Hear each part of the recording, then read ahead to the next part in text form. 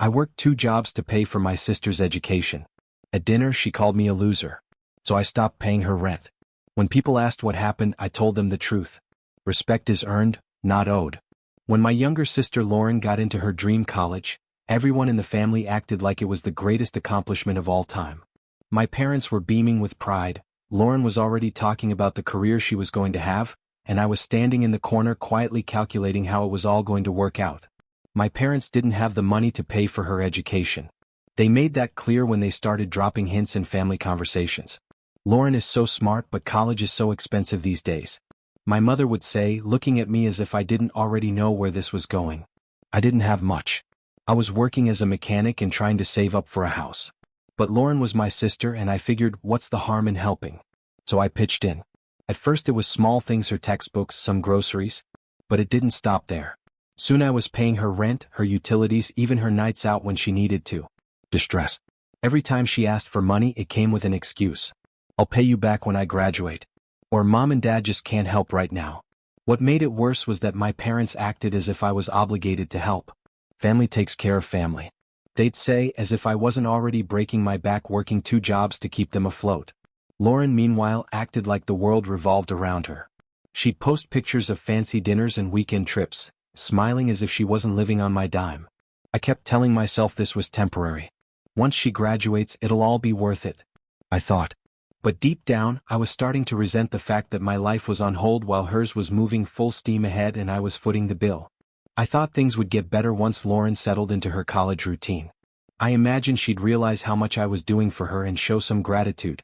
But if anything, her entitlement only grew. The first real sign was her spending habits.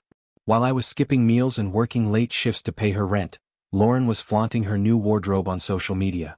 Designer handbags, trendy shoes, fancy dinners, things I could never afford for myself. At first, I tried to rationalize. Maybe she got a part-time job. Or maybe she was just overdoing it for appearances. But when I asked her about it, she shrugged it off. Everyone at school dresses like that, she said. I don't want to look like I don't fit in. It wasn't just her attitude about money, it was everything. She treated me like a walking ATM, never asking how I was or if I needed help. My parents weren't any better. Every time I tried to talk about how much I was struggling, they'd guilt me into keeping quiet. She's your sister, my mother would say. She's building a future. You should be proud to help her. But it wasn't just helping, it was sacrificing. My weekends were gone. My savings were gone. And that house I'd always dreamed of? Forget it. Meanwhile, Lauren couldn't even be bothered to send a thank you note. Instead, she called to complain about her professors, her workload, or her roommates. She never once asked how I managed to juggle 2 jobs just to keep her afloat. The resentment I'd buried began to bubble to the surface. I was tired of being treated like my life didn't matter as long as hers was moving forward. The turning point came when Lauren casually mentioned that she was thinking about studying abroad for a semester. She didn't even ask me if I could afford it, she just assumed I could handle it. I think it would be such a great experience, she said over the phone, her tone light and carefree. The program costs a little more, but it's a once-in-a-lifetime thing, right? I sat there gripping the phone, trying to process what she just said. I could barely keep up with her regular expenses. And now she wanted me to pay for a semester abroad? When I brought it up with my parents, hoping they'd finally come to their senses, they doubled down. This is an incredible opportunity, my mom said. You'll figure it out, you always do. I was floored. No acknowledgement of how hard I was working. No concern for my welfare, just the expectation that I'd keep sacrificing because, apparently, that was my role in the family. At the same time, Lauren's behavior became impossible to ignore.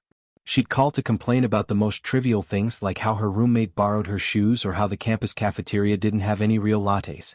She also began to make subtle jabs at me. She'd laugh about how I was always working and joke that I was married to my job.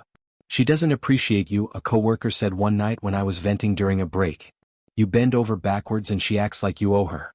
For the first time, I began to wonder if they were right. Family dinner was supposed to be a casual get-together. My parents invited me over to catch up, and Lauren was back in town for a break from school. I didn't want to go, but I figured I could stand a few hours.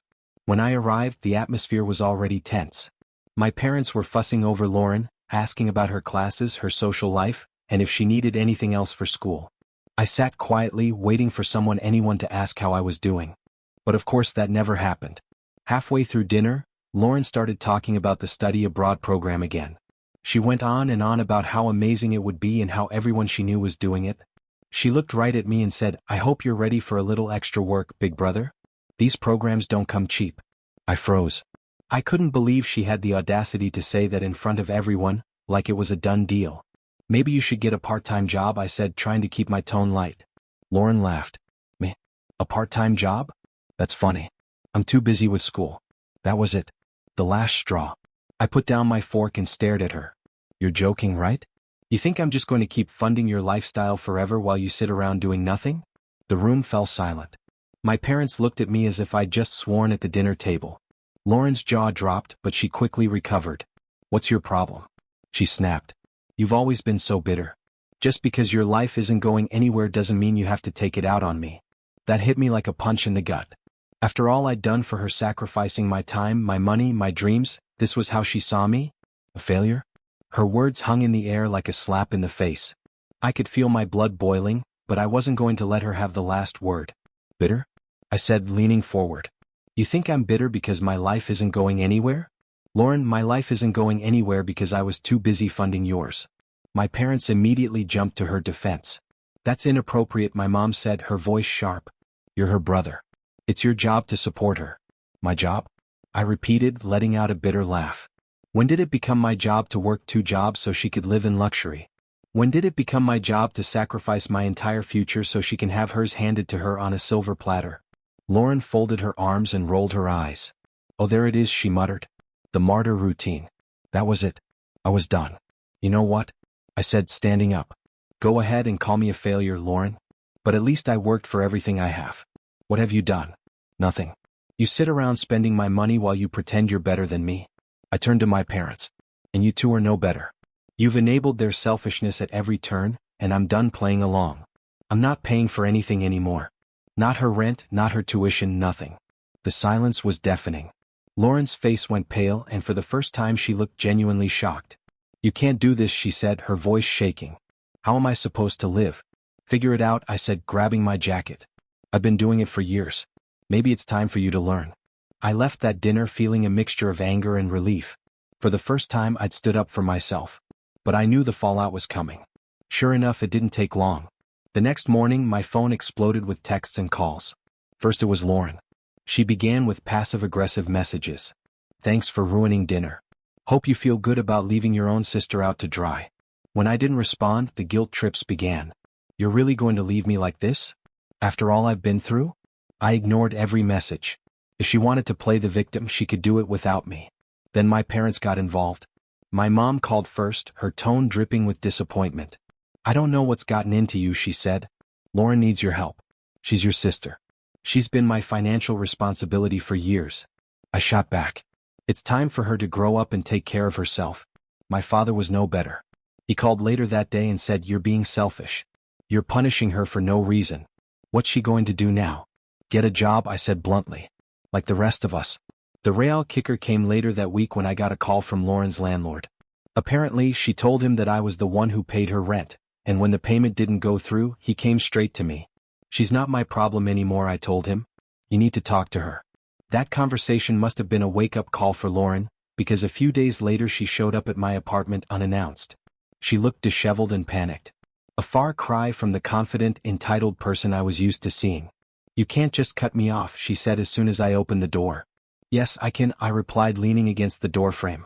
Lauren stood there, shifting from foot to foot like a child caught in a lie. She wasn't used to hearing no from me or anyone else for that matter. "You don't understand," she began, her voice rising with desperation. "If you don't help me, I'm going to lose my apartment. I can't just move back home. Mom and Dad don't have room for me." "Not my problem," I said flatly. Her jaw dropped. "Not your problem? You're my brother, and for years I've been more than that," I replied, stepping forward. "I've been your safety net, your bank, your excuse to avoid growing up. I worked 2 jobs so you could live your dream, and the one time I asked for respect, you call me a failure. So no, Lauren, it's not my problem anymore." She blinked as if she couldn't believe what she was hearing. "I didn't mean it like that," she stammered. "I was upset and I just wasn't thinking." "You never think." I shot back. "You never think of anyone but yourself.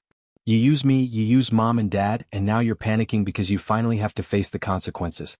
Then she started to cry, big dramatic sobs that might have worked on someone else. But I wasn't falling for it anymore. You're not going to guilt me into changing my mind, I said. You need to figure this out for yourself.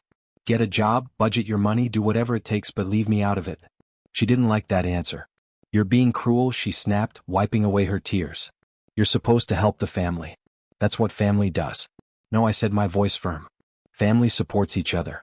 They don't take advantage of each other and call it love. And until you figure that out, don't bother coming back here. I closed the door, cutting off the excuse she was about to make. For the first time, I felt in control of my life again.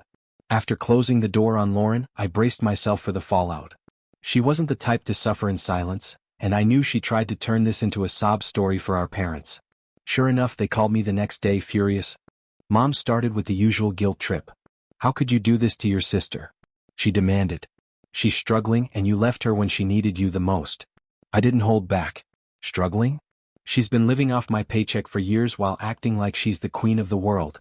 Maybe it's time she learned what struggling actually looks like. Dad chimed in next, accusing me of being heartless and ungrateful for all they'd done for me. This part made me laugh. Ungrateful? I said. You're kidding, right?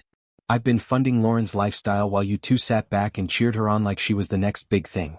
Meanwhile, I've been working my ass off just to keep her comfortable. The more I laid it out, the calmer they became. By the end of the call, they had nothing to say except that I was tearing the family apart. As for Lauren, her meltdown was spectacular. She plastered her social media with vague posts about how some people only care about themselves and being let down by those closest to you. She even had the audacity to start a GoFundMe page for her rent, claiming she'd been blindsided by an unexpected expense. Her friends commented with faux concern, asking if there was anything they can do to help. But the donations barely trickled in. Apparently, people weren't as eager to support her lifestyle as she'd hoped. Meanwhile, word of the drama spread through the family like wildfire. My aunt called to say she'd heard I was being unreasonable. But after I explained the situation, she quickly changed her tune. She really expected you to keep paying her rent? She asked in disbelief.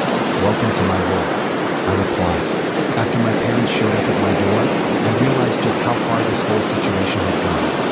It wasn't just Lauren's entitlement anymore, it was the entire family enabling her, treating her problems as if they were mine to solve. They didn't stop at there. My mother began to spread the narrative that I had killed Lauren and her family. I heard from cousins and relatives I hadn't spoken to in years, suddenly chiming in with messages like, it's not fair to let her struggle, or family comes first. But as the days passed, Lauren's facade of control began to crack. I heard from mutual friends that she had moved back in with my parents after being evicted. Of course, that wasn't enough for her. She made it clear that she expected to be coddled there too. One friend told me she'd overheard Lauren complaining about the food at home. She's mad that her parents don't cook her real meals. My friend said laughing. She even joked that they should hire someone to take care of her since you're not allowed to do it anymore. Hearing this only cemented my decision to cut ties. If my family wanted to enable her behavior, that was their choice. But I wasn't going to keep burning myself out for someone who couldn't even show basic gratitude. Lauren's downward spiral continued. She moved back in with my parents, who coddled her like a helpless child. They enabled her every whim, using what little savings they had left to support her lifestyle. Meanwhile, they doubled down on blaming me for her situation, acting as if I'd committed some heinous crime by cutting her off. I heard from relatives that Lauren was still spreading lies about me, telling anyone who would listen that I had abandoned her during a difficult time. She conveniently left out the part where she'd been leeching off me for years while flaunting her privilege like it was her birthright. But her downfall wasn't just financial, it was social. Word of her GoFundMe scam spread, and the same friends who once joined her for fancy dinners now avoided her phone calls. Without me picking up the tab, she had nothing to offer them. The tipping point came when my parents called me in a panic.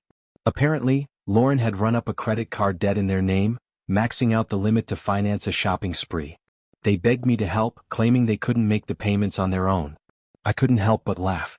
After all they'd done defending them, enabling them, vilifying me, they had the audacity to come crawling back. This is your mess to clean up, I told them firmly.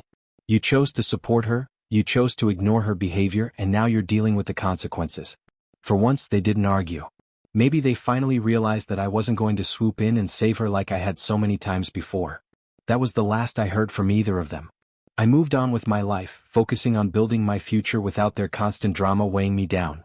It took years to repair the damage they'd done, but I came out stronger for it. As for Lauren, the last I heard, she was still living with my parents, stuck in the same cycle of entitlement and excuses. Part of me felt sorry for them stuck with their selfishness, but mostly I felt relieved. They had made their bed and now they could lie in it.